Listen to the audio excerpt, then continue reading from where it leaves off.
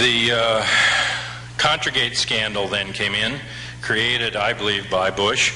Oliver North is Bush's boy, and when you look at the testimony of North concerning this scandal, there's a point at which George Bush calls Oliver North at a hotel room, and he describes this call. He says, "I picked up the phone and I jumped to attention for the president." Kissinger and Kramer and Haig and Bush and Scowcroft and Brzezinski and North is the team that moves in this scandal. North is both CIA and DIA, National Security Council link, and he does several jobs for Bush, I believe.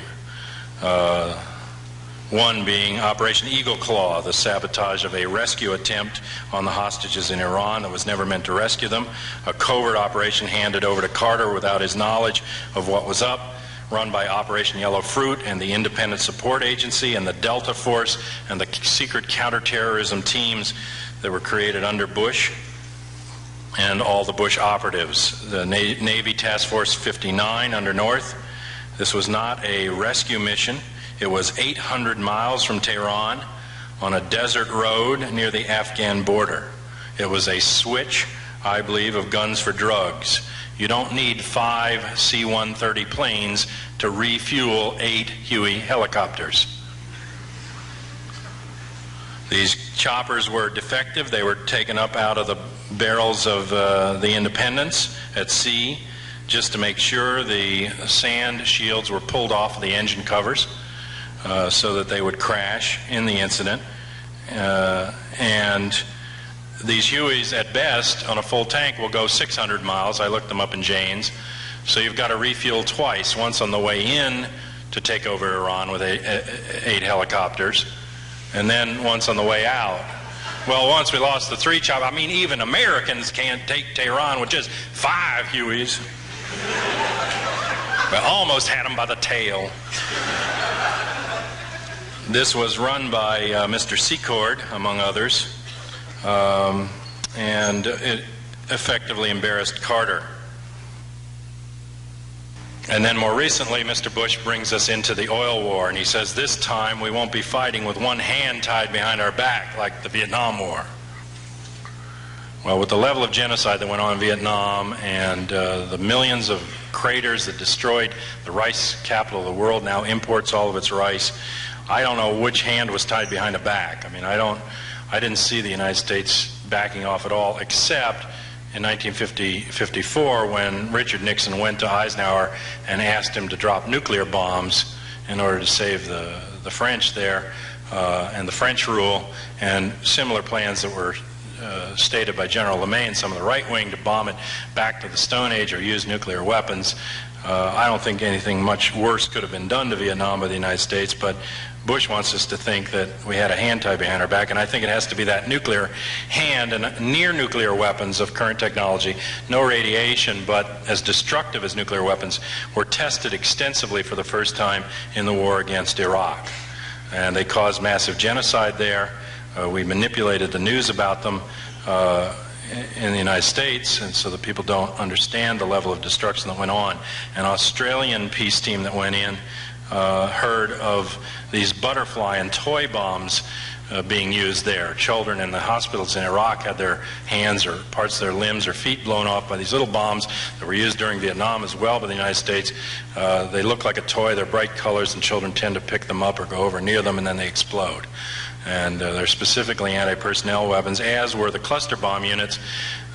These huge bombs that drop down to a certain altitude, pop open, out come all these little balls with airlines, and they spin through the air in different directions, spread out, then they explode, and inside those are tinier flechettes or ball bearings. Now these won't puncture a tire in a truck or even go through a sandbag, but they penetrate and are designed to penetrate human flesh. They used them in Vietnam, and the Vietnamese got good at surgically removing the ones in the veins and saving lives. And so at that point, Honeywell, the American corporation that was producing them, went to plastic versions so that they couldn't be seen by the X-ray. The New World Order that Bush and these elements want to bring in includes the tremendous concentration of wealth and technology has happened in the Ruhr Valley in the 30s in Germany. A population and labor force that is currently seen as expendable. The end of civil and constitutional liberties and rights as we know them. Tremendous carnage and terror around the world by the wars that will follow, and the establishment of police states and open martial law here in North America. You beat us, I guess, to at least an example of martial law up here. You had the first one, but we've got the permanent one down below the border. And a worldwide genocide that will eventually take out between 60 and 80% of the planet if it's allowed to continue. The agenda for this New World Order and for the end of this era up to the year 2000 is first a tight stranglehold on all the known resources of the world, and they're all known now with satellite technology, and either exploitation of local labor in order to bring that out, or genocide of that labor and mechanized and technology coming in to do it. Instead, a first strike capability with Star Wars, the MX missiles, the bombers, and the huge submarines that they want to put out into the ocean, so that they'll have first nuclear strike capability. And they talk about something called Airland Battle 2000, which is full-scale chemical, biological, and nuclear attack on the Soviet Union by the turn of the century. Or the other element, which Bush is aligned with, will settle for Alan Dulles' dream of 1954 being realized, the destabilization of Eastern Europe, the final fall of the communist rule in the Soviet Union, so that it itself can be exploited, tremendous labor resources, oil and timber and other resources. This is their version. This is who really runs America. The reason they put this kind of energy into running America is to cover up the biggest secret of all.